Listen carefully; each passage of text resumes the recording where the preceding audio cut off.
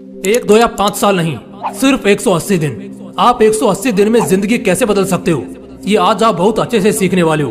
बस वीडियो का second half miss मत करना। आयुष एक 17 साल का लड़का जो एक बहुत ही बोरिंग और स्ट्रगलिंग लाइफ जी रहा था, बिल्कुल आपकी तरह वो भी दिन भर परेशान ही रहता। कभी माँ डांटती तो कभी पापा 4 बात सुना देते और बचे हुए खाली समय में वो बस टेंशन, तंगी और डिस्ट्रैक्शन के साथ आलस्य का कंबल उड़कर लिपटा रहता। पढ़ाई में वो एक एवरेज स्टूडेंट था और उसका कुछ खास मन लगता भी नहीं था इसमें। वो हर काम में पीछे रह जाता। वो आलसी था 1 नंबर का। एक काम भी वो ढंग से नहीं करता था। इसी वजह से हर काम में वो 4 बात सुनता। उसे बेइज्जत होना पड़ता। कोई उसे पसंद नहीं करता था। सब उसकी नालायक और मूर्खों में गिनती करते, लेकिन असल में वो मूर्ख नहीं था। ऐसा बस लोगों को दिखता था, मगर उसका दिमाग बहुत तेज था और यही उसकी सबसे खास बात थी। वो अपने आप की ताकत को जानता था। वो ये भी जानता था कि अगर वो अपने असली औकात पर आ गया तो सब कुछ बदल जाएगा और वो सबसे बड़ा भी बन जाएगा, खूब सफल हो जाएगा। वो नालायक नहीं, बस आलसी था और यही आलसपन तो उसे हर जगह बेइज्जत कर देता था। उसका मन स्थिर नहीं था और इसी रीजन की वजह से वो खुद ही बार बार लोगों के दरवाजे पर पहुंचता, किसी न किसी को फोन करता और किसी न किसी के पीछे पागल रहता, लेकिन बदले में कोई उसे 2 पैसे का भी भाव नहीं देता। एक तरह से कह सकते हैं हर जगह से बेइज्जत हुआ बंदा था वो। लेकिन सबका सुनहरा और खूबसूरत दिन आता है। उसके भी खूबसूरत दिन बड़े जल्दी आने वाले थे। साल था 2019, जब उसी का एक रिश्तेदार जो कि उससे उम्र में 4 से 5 साल बड़ा था, वो उससे मिलता है। मुलाकात में दोनों की बातें होती हैं, मगर थोड़ा खुलने के बाद वो लड़का यानी आयुष अपने उस रिश्तेदार को अपनी सारी परेशानियों के बारे में बताता है।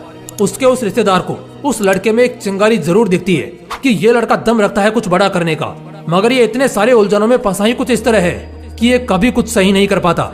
इस वजह से लोग बस इसकी गलतियां देखते हैं, इसके पीछे की वजह और हालत नहीं।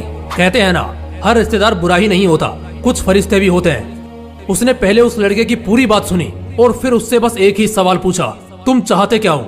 इस पर उस लड़के ने कहा, मैं सब अच्छा करना चाहता हूँ, सफल होना चाहता हूँ, कम से कम गलतियाँ करना चाहता हूँ और हर चीज में आगे रहना चाहता हूँ। फिर उसके रिश्तेदार ने एकदम शांति से कहा, अच्छा मुझे एक बात बताओ, अगर तुम्हारे गोद में एक 2 साल का बच्चा थमा दिया जाए और उसे गोद में लिए ही तुम्हें आगे 1 किलोमीटर दूर एक मंदिर पर जाना है जहाँ तुम्हारे परिवार के लोग मौजूद हैं और पूजा की तैयारी में है, जो बस तुम्हारा ही इंतजार कर रहे हैं, तो मुझे बताओ क्या तुम्हें उस बच्चे के बोझ से चलने में थोड़ी तकलीफ होगी या नहीं?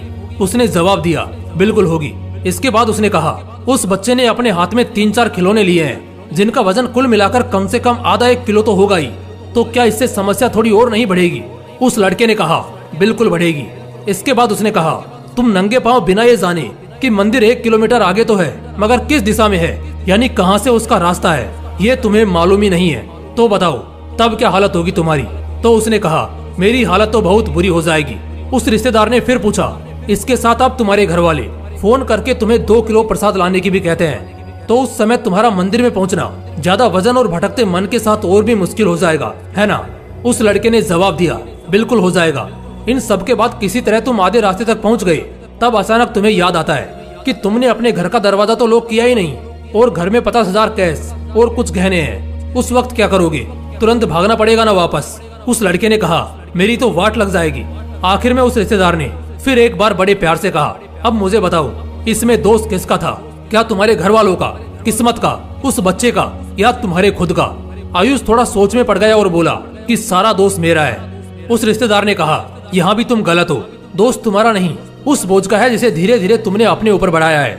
ये बोझ सिर्फ फिजिकली ही नहीं, मेंटली भी तुमने खुद ही बढ़ाया है। जैसे उस बच्चे के बोझ से तुम्हारा चलना धीमा हुआ और घर भागने के बोझ से दिमाग में टेंशन घुसी कि कहीं पैसे ना चोरी हो जाएं और दोबारा जाना भी है और बच्चे को संभालना भी है और पूजा के प्रसाद को भी अपवित्र नहीं होने देना है। इन सब बोझ के साथ तुम्हें लगता है तुम एकदम आनंद में टाइम पर सही मुहूर्त पर मंदिर पहुंचने में सफल हो जाओगे?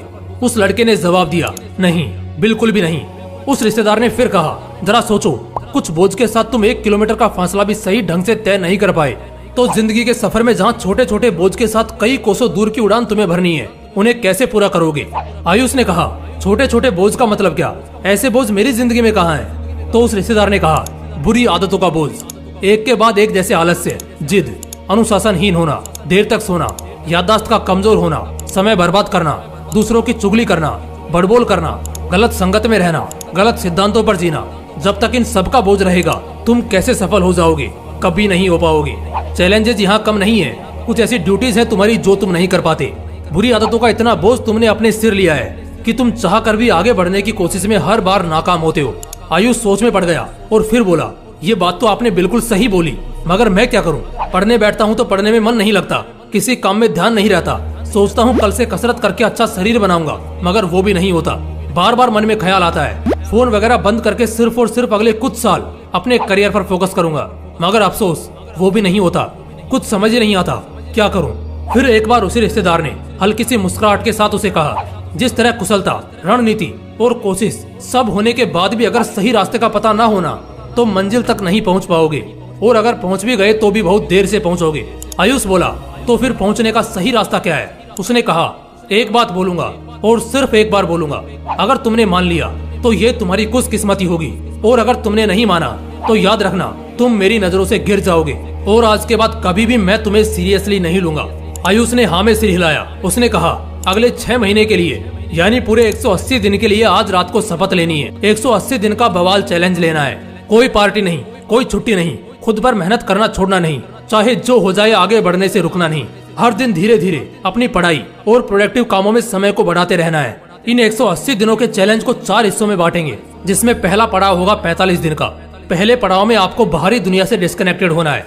किसकी शादी है, किसके लड़के का मुंडन है, किसके घर में क्या खिचड़ी पक रही है, किसकी लड़की किसके साथ भाग गई, कौन किसकी तैयारी कर रहा है, किसने नया घर लिया है, नई गाड़ी ली है, किसके यहाँ कोई फंक्शन है, कौन मर गया, कौन जी रहा है। इन सभी मोह माया से सबसे पहले डिस्कनेक्ट होना है। पहले पड़ाव की चुनौती में लगभग 20% लोग बाहर हो जाएंगे, और उम्मीद करता हूँ क्योंकि तुम्हारे अंदर मुझे चिंगारी दिखी है तो तुम टिक जाओगे। इस पहले पड़ाव में अपने डिस्ट्रैक्शन के सभी सोर्सेज को खत्म कर दो। फोन, लैपटॉप या कंप्यूटर, ऐसी कोई भी चीज जहाँ से अगर 1 पैसे की भी वैल्यू नहीं मिल रही है तो उसे बंद कर दो। जो दोस्त बार बार घूमने और फालतू के कामों के लिए बुलाने आता है उसे ब्लॉक कर दो। जो छोटे छोटे डिस्ट्रैक्शंस जैसे कोई बर्थडे पार्टी या कहीं बाहर घूमने जाना या बीमार पड़ जाना, ऐसी चीजों को भी इग्नोर करो। सबसे मुश्किल ये पहला पड़ाव ही होता है, क्योंकि इसमें आप अपने अंदर के लालच और बर्बाद कर देने वाले सुखों को तोड़ तोड़ कर खत्म करते हो। इस पहले पड़ाव के बाद अब आप मेंटली फोकस्ड और सेल्फ कंसंट्रेटेड हो जाते हो, जिसके बाद जीतना और बेहतर तरीके से रहना आसान हो जाता है। अब हमारी एंट्री होती है उस दूसरे पड़ाव में। यहाँ अगले 45 दिनों के लिए हर दिन मेहनत और बुद्धिमानी की स्पीड को धीरे धीरे इंक्रीज करना है। शुरुआत भले ही पहले दिन 10 मिनट पढ़ने से करो, मगर हर दिन उसे थोड़ा थोड़ा बढ़ाओ। अगर 5-5 मिनट भी हर रोज बढ़ाते गए तो अगले 44 दिन बाद वो 10 मिनट 4 घंटे में बदल जाएगा, और एकदम आसानी से बिना किसी भी तकलीफ के तुम हर रोज बहुत मजे से 4 घंटे पढ़ पाओगे। और अब क्योंकि पहले पड़ाव में तुमने अपने सभी डिस्ट्रैक्शंस को खत्म कर रखा है, तो अब फोकस लेवल अपने आप बढ़ेगा, और साथ ही साथ पढ़ा हुआ या कुछ नया सीखा हुआ बहुत लंबे समय तक बहुत अच्छे से याद भी रहेगा। इन 45 दिनों में पूरा ध्यान अपनी मेहनत और इच्छा शक्ति को बढ़ाने के लिए इस्तेमाल करना है। इसमें एक चैलेंज लेना है कि हमें हर दिन पर्टिकुलरली इतने घंटे पढ़ने बैठना है या किसी अच्छी स्किल को सीखने में लग जाना है। यहाँ पर 50% लोग फिसल जाएंगे, लेकिन आपको टिके रहना है। अब बारी है तीसरे पड़ाव की, और ये भी 45 दिन का ही होने वाला है। इस पड़ाव में अगर आदमी आ गया तो समझो उसने ऑलमोस्ट सब कुछ पा लिया। इस पड़ाव में स्टेट ऑफ नथिंग में जाना है, जहाँ अपने एथिक्स को, अपने लाइफ स्टाइल को, जो आप पिछले 90 दिनों से करते आ रहे हो, उसे एक लेवल और ऊपर लेकर जाना है। इसमें असल में होता क्या है कि तुम्हारे शरीर को अब तक आदत लग चुकी है मेहनत करने की, डिसिप्लिन में रहने की, और पहले की तरह वो तमाम बुरी आदतें अब तुम्हारे में नहीं है। तो इस वक्त तुम्हारे पास एक मौका है, और वो है इन्हीं कोशिशों को एक लेवल और ऊपर लेकर जाने का। जैसे जो हार्डवर्क अब तक 4 घंटे का होता था, उसे बढ़ाकर 6 घंटे कर देना है। पहले जहाँ पढ़ाई पंखे में होती थी, अब ऐसे स्टेट में जाना है कि जहाँ गर्मी से हालत खराब भी हो, तब भी इसका तुम्हारे ऊपर ज्यादा फर्क नहीं पड़ना चाहिए। बिना किसी सुख सुविधा के, बिना किसी इंटरनेट या पर्सनल हेल्प के अब तुम्हें तुम्हारा काम करना आना चाहिए। इस पड़ाव में कुछ इस तरह बनना है जैसे तुम किसी के मोहताज नहीं, ना पैसों के, ना किसी सुख सुविधा के, सिर्फ और सिर्फ अपने दम पर हो और रहोगे। ऐसा इसलिए क्योंकि कई बार ऐसे भी समय आएंगे जब खराब परिस्थितियों में भी, फेलियर्स में भी अपने मेहनत में कोई कंजूसी नहीं करनी होगी, बल्कि मेहनत बरकरार रखनी होगी। ऐसे वक्त के लिए तीसरा पड़ाव आपको तैयार करता है। अब बारी आती है चौथे पड़ाव की, जिसमें 15 से 20% लोग ही जा पाते हैं। लेकिन यही वो लोग होते हैं जो बाकी के 80% लोगों के सर होते हैं, उनके रोल मॉडल और लर्निंग एग्जाम्पल्स होते हैं। ये आखिरी पड़ाव है पूरे 180 डे चैलेंज का। ये 45 दिन का आखिरी पड़ाव होने के बाद आप 180 दिन का चैलेंज पूरा कर चुके होंगे। इसके बाद तुम एकदम बवाल बनने वाले हो। इस समय तक आते आते तुम अपने काम में एकदम परफेक्ट हो चुके हो। लाइफ स्टाइल एकदम जबरदस्त हो चुकी है। किसी भी बुरी आदतों में नहीं फंसे हो। लोगों ने तुम्हारी तारीफें भी शुरू कर दी है। तुम्हें भी अब हर मोड़ पर सफलता मिलने लगी है, चाहे वो एग्जाम्स में हो, चाहे वो किसी और काम में हो, या चाहे वो किसी प्रोजेक्ट या जॉब फील्ड में ही हो। लेकिन अब वक्त है कुछ मैजिकल और स्ट्रिक्ट स्किल्स को सीखने का, जो पूरे 6 महीने के पीरियड की चमक को और ज्यादा बढ़ा देंगे। मैजिकल स्किल से मेरा कहने का मतलब है, जैसे तुम कम्युनिकेशन और प्रेजेंटेशन सीख सकते हो, तुम मार्शल आर्ट सीखकर अपने बॉडी को वेल शेप्ड और दिमाग के फोकस को और बढ़ा सकते हो। कोडिंग या एआई में स्पेशलाइज्ड होकर तुम अपने फ्यूचर सिक्योरिटी के लिए कई और ऑप्शंस क्रिएट कर सकते हो। पहले के 3 पड़ाव आते आते तुम दूसरों से बहुत आगे तो ऐसे ही आ चुके हो। और जिस तरह हम सांस लेना, खाना खाना और सोना नहीं भूलते, क्योंकि वो हमेशा हम एक ही समय पर करते हैं, अगर ना करे तो शरीर याद दिला देता है, ठीक उसी तरह 3 पड़ाव को कर लेने के बाद अब दिमाग और शरीर को उन्हीं चैलेंजेस और टास्क को करने की आदत लग जाती है। और इससे अच्छी बात और क्या हो सकती है कि अब मेहनत और काम करने में भी बहुत मजा आने लगेगा। दोस्तों, ये जो मैंने कहानी सुनाई उसका एक सस्पेंस अभी खोलूंगा। सबसे पहली बात कि वो कहानी बिल्कुल सच्ची थी।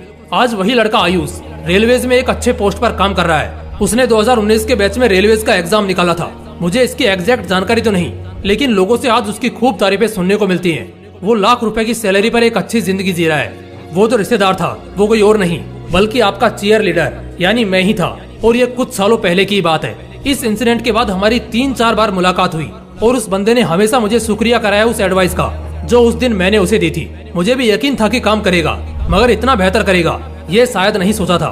तो जब मैंने इसे अपनी प्रैक्टिकल जिंदगी में किसी की जिंदगी बदलते हुए देखा है, तो आप सब भी तो मेरे अपने भाई बहन हो। तो ऐसे में आप सभी के साथ इस तरह का बवाल एपिसोड शेयर करना तो बनता ही है। बेशक उम्मीद करता हूँ जिस तरह इस चैलेंज ने आयुष की जिंदगी बदली, उसी तरह अब यही एडवाइस आपके पास भी है। इस वक्त आपके हालात भी उसी के उन पुराने दिनों के हालात की तरह ही होंगे। ऐसे में आप भी अपनी जिंदगी बदल सकते हो। अगले 180 दिन का चैलेंज अपना लो और चाहे जो हो जाए, सिर्फ और सिर्फ 180 दिनों की तकलीफ होगी, लेकिन इस 6 महीने की तकलीफ के बाद अगले 60 साल मौज करोगे। जय हिंद, जय श्री कृष्णा।